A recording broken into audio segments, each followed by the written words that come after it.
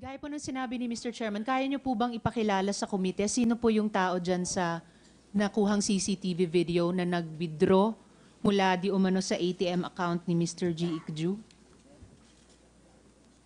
Kasi po ma'am yung pumasok po dun sa loob ng bahay, si SQO3 Ricky Santa Isabel po.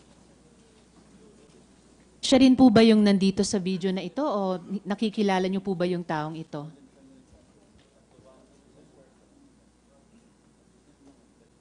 Dito po, Miss Marisa, dito sa presentation ito, siya po ba yung taong iyan?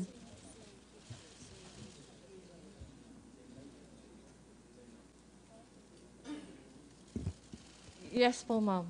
Siya po iyan. Apo. So siya rin po yung taong nakaupo rito, si SPO3, Opo, siya po. Ricky Santa Isabel. Apo. Okay po, salamat po, Miss Marisa. Marisa, yun din ba yung damit na suot nung pumasok siya sa bahay at saka itong nagwi-withdraw, yan din ba yung suot na damit?